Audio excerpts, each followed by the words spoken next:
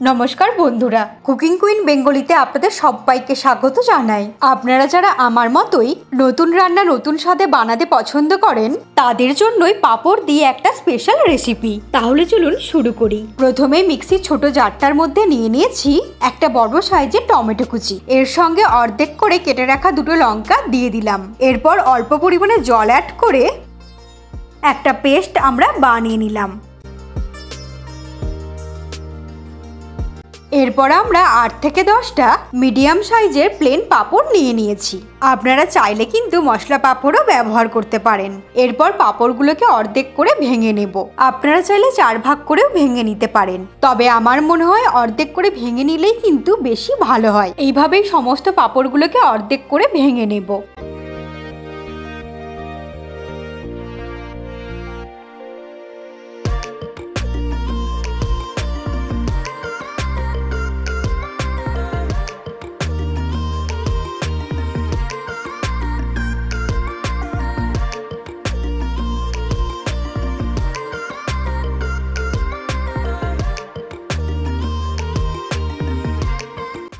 এইভাবেই সমস্ত পাঁপড়গুলোকে অর্ধেক করে ভেঙে নিলাম। এরপর কড়াই গরম করে এর মধ্যে নিয়ে নিচ্ছি 4 থেকে 5 চামচ তেল। তেলটা একটু বেশি পরিমাণে ব্যবহার করছি কারণ পাঁপড়গুলোকে প্রথমে ভেজে নিতে হবে। তেলটা ভালো করে গরম হয়ে গেলে ফ্লেমটাকে মিডিয়ামে রেখে অর্ধেক করে কেটে রাখা পাঁপড়গুলোকে প্রথমে ভেজে নেব।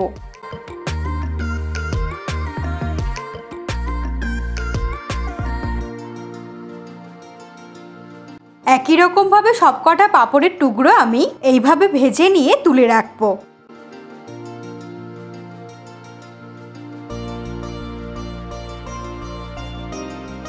পাঁপড় ভেজে নেওয়ার পরেই কিন্তু এই তেলেই রান্নাটা করব।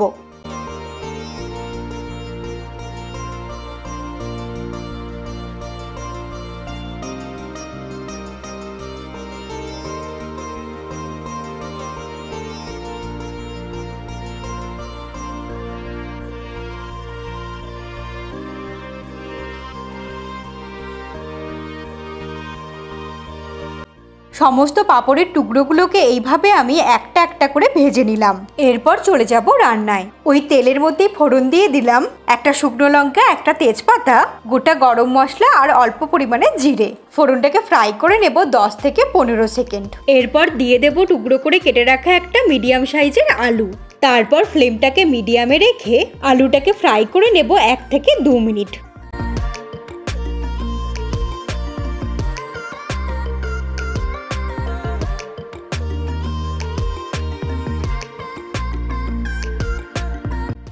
দু মিনিট হয়ে গেছে আর আলুটাও ভাজা হয়ে গেছে।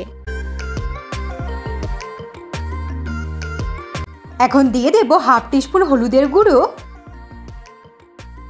ধনের গুঁড়ো দিয়ে দেব হাফ টিস্পুন, জিরের গুঁড়ো দিয়ে দেব হাফ টিস্পুন, 1/4 টিস্পুন দিয়ে দেব লঙ্কার গুঁড়ো, হাফ টিস্পুন দিয়ে দিচ্ছি লবণ আর দিয়ে দিচ্ছি হাফ টিস্পুন চিনি।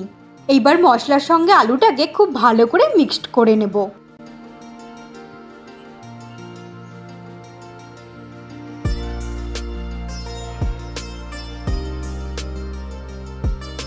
এই সময় এর মধ্যে অ্যাড করে দিচ্ছি তৈরি করে রাখা টমেটো আর লঙ্কার ওই পেস্ট। টমেটোর পেস্ট অ্যাড করার পরে আলুর সাথে ভালো করে মিক্সড করে নিয়ে 1 মিনিট কষিয়ে নেব।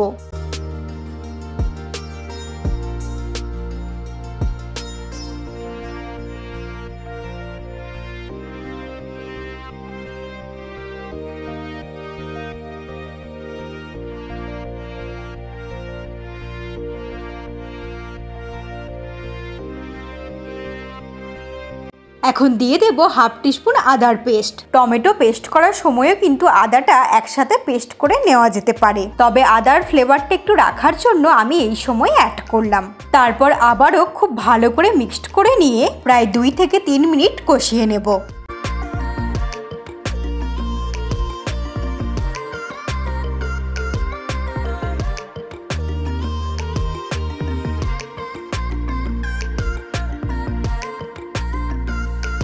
প্রায় 3 মিনিট হয়ে গেছে আর আলু আর মশলাটাও খুব ভালো করে কষানো হয়ে গেছে। এবার এর মধ্যে দিয়ে দেব পরিমাণ মতো জল। আপনারা চাইলে গরম জল ব্যবহার করতে পারেন। গরম জল ব্যবহার করলে গ্রেভির স্বাদটা ভালো হয়। একটু বেশি পরিমাণে জল আমরা অ্যাড করব, কারণ পাঁপড় যখন আমরা গ্রেভির মধ্যে দেব তখন জলটা কিন্তু টেনে নেবে। ভালো করে মিশিয়ে দিয়ে 3 থেকে 4 মিনিটের জন্য ঢেকে দেব।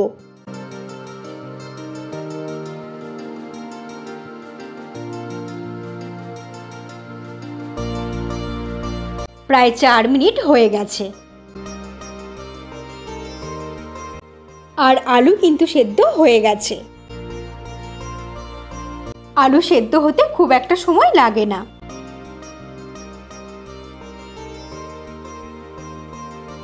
এখন ফ্লেমটাকে লোতে রেখেই ভেজে রাখা পাঁপড়ের টুকরোগুলোকে একটা একটা করে দিয়ে দিচ্ছি।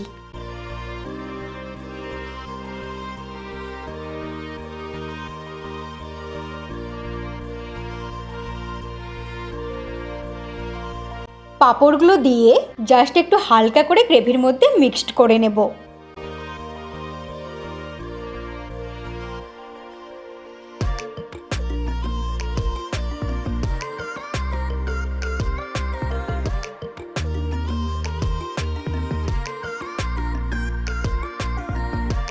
এইভাবে হালকা করে মিক্সড করে নিলাম। এখন 30 সেকেন্ড থেকে 1 মিনিটের জন্য ঢেকে দেব। পাঁপড় কিন্তু খুব বেশি সময় রান্না করা যাবে না, না হলে পাঁপড় একদম নরম হয়ে যাবে। 1 মিনিট হয়ে গেছে।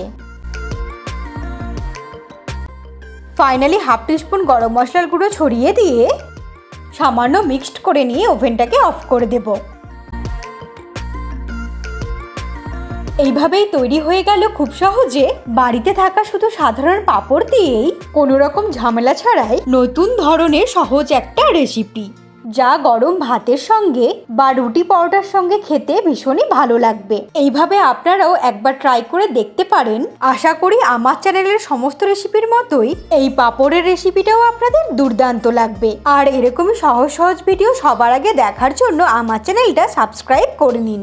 আমি আবারও নতুন রেসিপি নিয়ে খুব তাড়াতাড়ি ফিরে আসবো।